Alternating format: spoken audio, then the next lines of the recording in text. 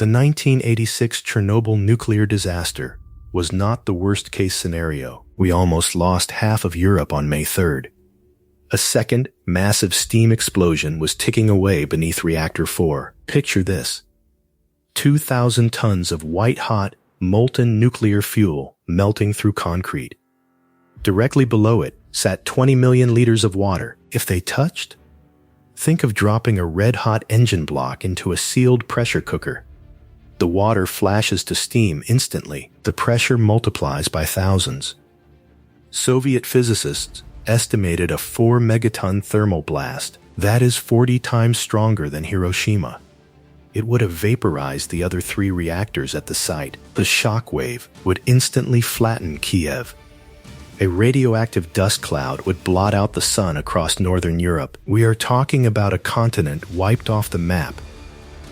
Europe was saved by 3 men, Alexei Yanonenko, Valery Bespalov, and Boris Baranov. They swam through pitch-black, highly radioactive water. Their mission was finding the manual drain valves in the flooded basement. Armed with a failing flashlight, in absolute darkness, they found the steel valves by feel. They turned them, and the water drained. If their cheap plastic flashlight had died only 10 seconds earlier, the molten fuel hits the water. The second blast triggers. Today, Berlin, Prague, and Munich are completely silent ghost towns. No tourism, no millions of residents. Concrete ruins standing in an endless, highly radioactive exclusion zone. We live in the timeline where 3 men with a flashlight saved Europe. Next time you think your own daily actions do not matter, remember those 3 names. The disaster at Chernobyl did not end with one explosion. The real nightmare was the second one. The one history almost forgot. It is April 26th, 1986. 2 in the morning, 35 minutes after the first blast. The night sky above the reactor glows blue. Not from fire, from raw radiation. Firefighters are on the roof right now. They are handling pieces of burning graphite with their bare hands. They do not know what it is. Inside the control room, there is panic. The radiation meters are stuck at their maximum limits. The operators think the machines are broken. They are wrong, but the real danger is not on the roof. It is beneath the floor. Deep under reactor number 4, a monster is growing. A mixture of molten nuclear fuel, steel, concrete, and graphite. Scientists call it corium. It is lava, but far worse. It burns at 3,000 degrees. It melts everything in its path. Concrete cracks. Steel supports bend. Pipes burst. And it is moving downward, right toward the flooded basement. At 2:11 a.m., an engineer looks at the blueprints. His face turns white. If this molten lava hits the water pools below, it will trigger a massive steam explosion. Not a small one. A blast big enough to wipe out the remaining 3 reactors. A blast that would make northern Ukraine unlivable for centuries. Think of it like dropping a red-hot iron anvil into a sealed pressure cooker. The water does not just boil. It flashes into superheated gas instantly, expanding 1,600 times its original size in a millisecond. The container cannot hold it. The order goes out to the workers. Drain the pools immediately. Pumps are turned on. Valves are forced open. Teams enter highly radioactive corridors. Some returned. Others did not. Time was running out. The molten mass was moving faster than anyone had predicted. At 2:43 a.m., the basement floor splits. Steam hisses. Sensors die. Outside, the firefighters notice the silence. The roaring fire suddenly stops. Then it happens. At 2:47 a.m., the corium touches the water. For one beat, nothing. Then the basement explodes. The ground rolls like an earthquake. Concrete foundations split. A massive column of radioactive steam and debris shoots miles into the sky. Windows shattered, kilometers away. Firefighters were thrown to the ground. Helicopters preparing for daylight operations rocked violently in the air. The explosion could be heard across the surrounding region. 3 miles away, the city of Pripyat is sleeping. 50,000 people. Some wake up to a second flash on the horizon. They think it is a transformer blowing. They go back to sleep. Outside, a fine gray dust begins to fall. It covers the cars, it covers the playgrounds, it covers the leaves on the trees. In Moscow, the Kremlin gets the message. Secondary explosion confirmed. The room goes dead silent. The wind catches the cloud. It blows northwest, toward Belarus, toward Poland, toward Sweden. Swedish nuclear plants will detect the radiation first. They will think it is their own leak. Then they will look at the wind. At dawn, military pilots fly over the site. They do not see a damaged building. They see a crater, smoke, twisted steel. One pilot radioed back. What happened here? No one answered. The sun came up. Birds sang. Farmers went to work. Millions of people woke up across Europe. They had no idea. Their world had changed overnight. The second explosion took seconds. The cleanup will take 20,000 years. The second explosion did not just destroy a building. It changed the map of Europe. The air was invisible. The danger was invisible. But the consequences were not. But the second explosion was the real nightmare. The worst nuclear disaster in history wasn't discovered by Soviet officials. It was detected by a Swedish safety technician who noticed his own shoes were radioactive before he even entered his own power plant. April 27th, 1986, 6 a.m. The sun rose over Europe. In Warsaw, people walked to work. In Berlin, kids walked to school. In Stockholm, fishing boats left the harbor. In Vienna, morning trains departed on schedule. To millions of Europeans, it was simply another spring morning. But high above them, the wind carried something. No one could see. No one could smell it. No one could hear it. An invisible cloud was crossing borders without passports. Only a few kilometers from the reactor, life continued as if nothing had happened. Children played outside. Families opened their windows. People stood on apartment balconies, watching smoke still rising from the power plant. Many believed the danger had already passed. No evacuation order had been announced. One mother asked a police officer, "Should we leave?" He answered quietly, "There is no reason to panic." He believed it. Inside Soviet labs, radiation detectors went crazy. The needles pegged to the maximum. Technicians assumed the machines were broken. They recalibrated them. They tested them again. In Moscow, the Kremlin went into panic mode. Emergency meetings started. Scientists, generals, and politicians crowded around maps. Their main fear wasn't the reactor anymore. It was the weather. If the wind shifted, the cloud would hit Europe. Every meteorological arrow pointed west. April 28th, Sweden. A worker walked into the Forsmark nuclear plant, an hour north of Stockholm. He stepped through the routine radiation scanner. The alarm screamed. He backed up. Tried again. It screamed again. Engineers searched the entire facility for a leak. Nothing. The pipes were sealed. The reactor was perfect. Then they checked the worker's shoes. The radiation was on the soles of his boots. He brought it in from the outside dirt. The dust had traveled over 1,200 kilometers from Ukraine. Think of it like spilling ink into a swimming pool. You cannot contain it. It does not stop at the deep end. It spreads until every drop of water is altered. By afternoon, Swedish scientists traced the wind patterns. All calculations pointed directly to the Soviet Union. The secret was out. Moscow had to make a statement. They released a tiny 4-sentence statement on television. An accident had occurred. That was it. No details. No warnings. Panic spread faster than the radiation. Pharmacies sold out of iodine. Bottled water vanished. Parents kept kids inside. Farmers stared at their fields, wondering if the soil was poison. Phone lines crashed from the volume of calls. Radio stations cut their music programs for emergency broadcasts. Everywhere, the same question echoed. How dangerous is it? No one could answer. Late on April 27th, a line of yellow buses arrived in Pripyat. Thousands of people lined the streets. Officials told them they would be gone for 3 days.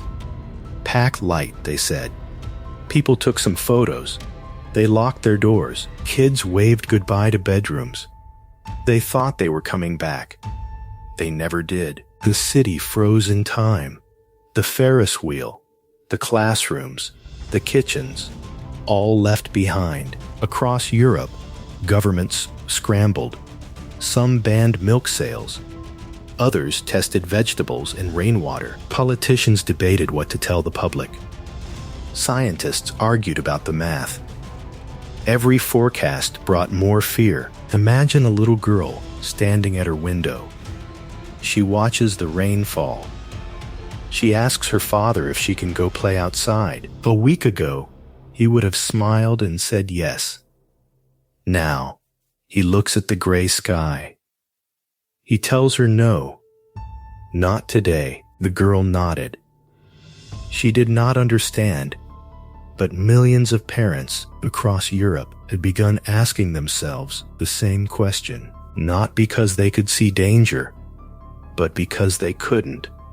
Sometimes the most frightening disasters are the ones that leave the sky looking completely normal. The most dangerous border crossing in European history required 0 passports. In May 1986, a radioactive cloud from Chernobyl drifted across the continent. Governments held emergency meetings every single morning at sunrise.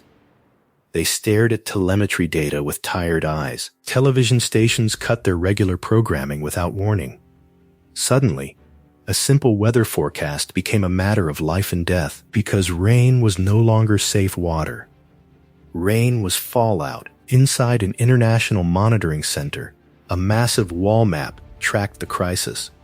Technicians drew red, yellow, and orange lines, but the wind kept shifting. The plume dodged every boundary. There was no safe line anymore. Only percentages. Only luck. Think of it like a single drop of blue ink falling into a glass of clear water. At first, you see the drop. Then, the currents take it. Suddenly, the entire glass is tinted, and you cannot separate the clean water from the stain. That glass was Europe. In Poland and Belarus, spring planting had already started. Tractors rolled across quiet, green fields, but then the inspectors arrived. They carried yellow Geiger counters that clicked like angry insects. One farmer asked if he could harvest his wheat. The inspector looked down at his clipboard. "We do not know yet." That silence was terrifying. Schools closed down. Playgrounds went quiet. Teachers kept children inside during recess. A young boy in Munich asked his teacher if he could see radiation. She told him no. Then how do we know it is there? She looked out the window. Because science can. But science was struggling. Hospitals prepared for a silent wave. Not an immediate influx of broken bones, but decades of tracking thyroid cancer and damaged cells. The real damage would take 30 years to fully show up. It was a slow, invisible threat. Markets panicked. Countries banned imported milk and fresh vegetables. Trucks changed routes. Insurance companies could not calculate the price of a nuclear cloud. Factories continued operating. Shops remained open. Life continued. But beneath ordinary routines, confidence had begun to crack. For centuries, Europe feared tanks. They built fortresses to stop armies. Now, a customs officer stood at a border crossing in West Germany. Cars continued arriving. Passports continued being checked. Yet everyone understood the real traveler could not be stopped. The cloud did not care about treaties. It did not care about alliances. In laboratories, a strange shift happened. Political enemies began talking. French, Polish, Swedish, and Soviet researchers bypassed their governments. They shared raw data overnight. One British researcher looked at his colleagues. The cloud does not care which side of history you are on. In Moscow, the pressure was suffocating. Some officials wanted complete silence. They wanted to hide the numbers. One senior scientist placed several photographs on the conference table. The damaged reactor, destroyed forests, contaminated equipment. He looked at the politicians. This is no longer a Soviet disaster. This is a European disaster. Within weeks, leaders met in a closed room. They asked hard questions.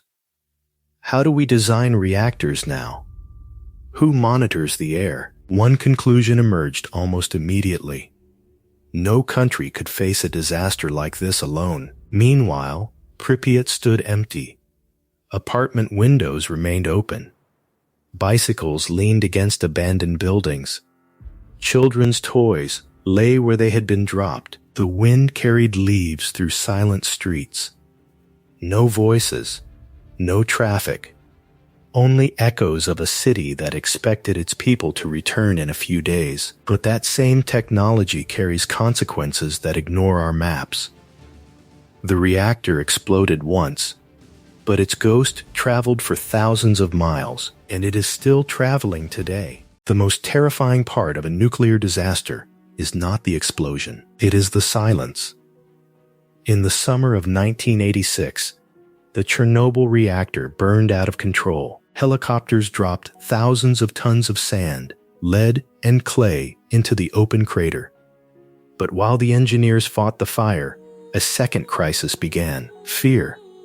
It started with one family packing a car, then 10 families, then whole streets. People living near the exclusion zone grabbed whatever they could carry: old photo albums, children's toys, birth certificates. They packed their pets into crates. Most of them believed they would return in 3 weeks. They had no idea they were looking at their homes for the last time. The highways choked with vehicles. Old buses, military trucks, and private cars crawled southward toward Kiev. One elderly woman looked back toward her wooden house. She was born there. She raised her children there. She whispered to her neighbor that she did not know if goodbye meant forever. It did. Behind them, entire towns went quiet. This was not a sudden destruction. It was an abandonment. Gardens kept growing. Laundry stayed on the lines, slowly rotting in the summer sun. Hungry dogs waited on porches for owners who were already hours away. Nature began a silent takeover. It started reclaiming the concrete. Moss covered the steps. Vines climbed the walls. Across Europe, television screens showed empty school classrooms and military checkpoints. There was no smoke on the horizon, no fire, only a quiet country landscape that had suddenly become toxic. Scientists at the Forsmark power plant in Sweden were the first to detect the spike in atmospheric radiation. They checked their own shoes first, thinking their own facility had a leak, but the danger was coming from thousands of miles away.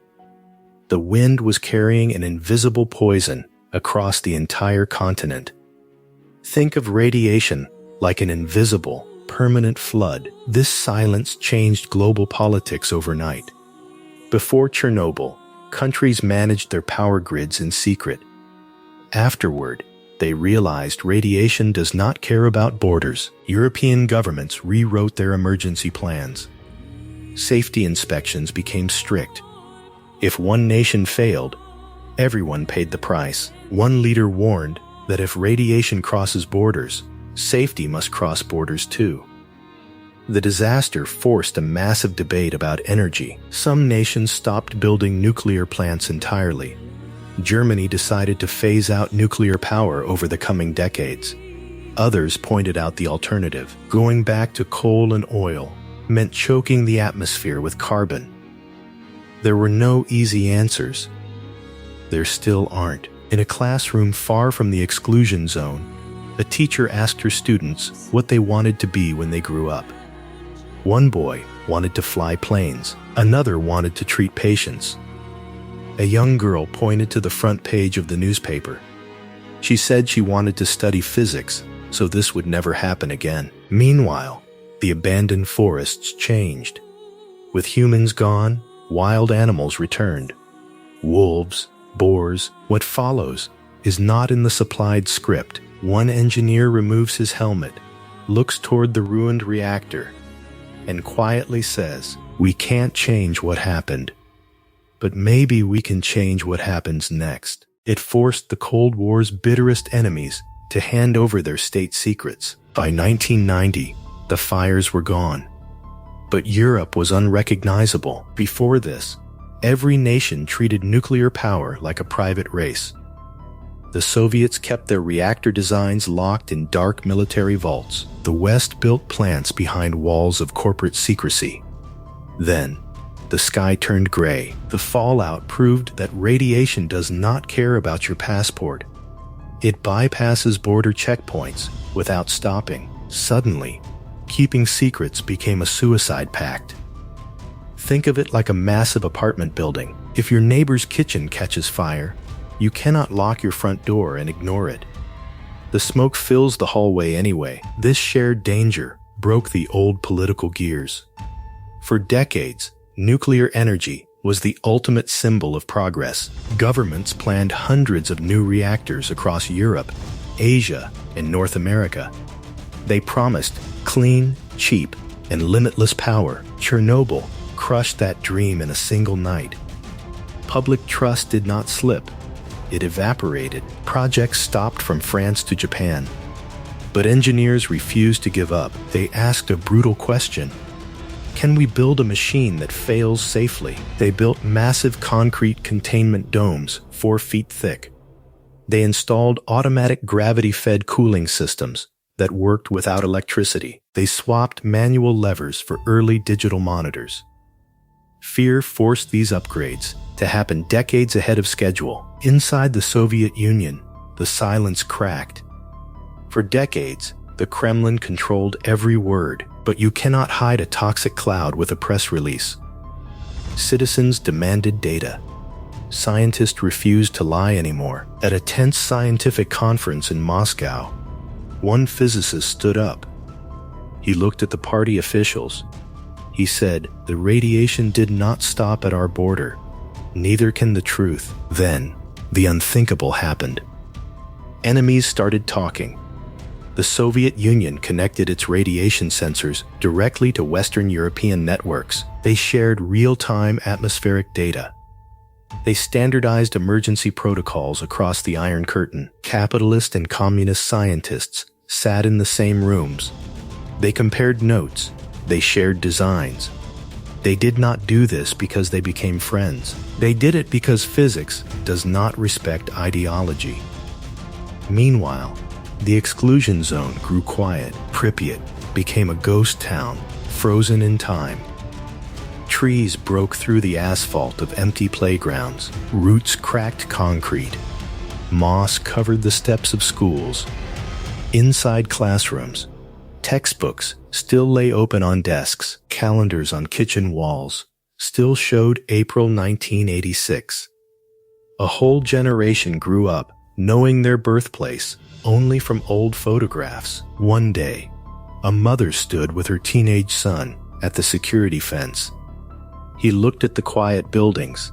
He said, "It does not look dangerous." She looked at him and said, "That is exactly why it was." The lesson cost billions of dollars and countless lives. But it rewrote global safety. International inspection teams got the power to cross borders unannounced. Operators underwent brutal training simulations in Canada, Japan, and the United States. Every single reactor design was audited. We bought safety with tragedy. Years later, a retired engineer stood near the concrete tomb of Reactor 4. He watched the sun set behind the rusted steel structures. A young reporter asked him if the world had finally learned its lesson. The old man stared into the quiet forest. He said, "I hope so, because history rarely gives us the same warning twice." The cold wind blew through the empty streets of Pripyat. The city said nothing. But that heavy silence still speaks to us today. The second explosion at Chernobyl did not destroy nuclear energy. 40 years have passed since that dark April day in 1986. Children born after the disaster are now parents themselves. A new generation has grown up.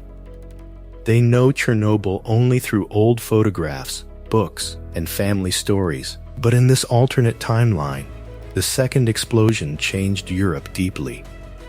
Its legacy can still be seen every single day. Look at the exclusion zone from the sky. It appears endless.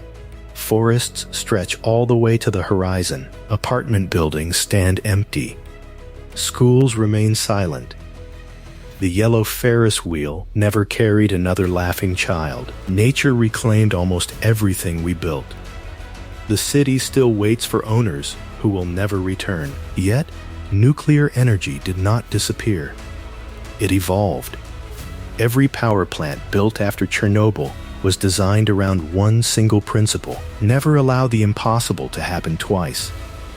Engineers stopped trusting human promises. They stopped assuming everything would go right. They created multiple independent cooling loops. They built passive safety systems that require zero human action to trigger. They poured feet of solid steel and concrete for containment. Today, advanced computer systems monitor thousands of sensors every millisecond. The atom survived, but our collective arrogance did not. Think of it like aviation. Commercial flights are safe, not because planes are perfect. They are safe because every crash taught us how to build a better wing. We wrote our safety manuals in the wreckage of our failures. Chernobyl became the ultimate manual for the atomic age. Every April, thousands of people gather near the zone. Scientists, firefighters, engineers, former residents, students. Some come to remember, others come to understand. A young firefighter places a single red flower beside a bronze monument. He was not even born in 1986. But he knows someone else's courage allowed him to have a future today. Across Europe, students study responsibility. Not only mathematics, physics, or mechanical engineering. They study ethics. Teachers explain how tiny decisions can create massive consequences. One student raises a hand and asks a quiet question.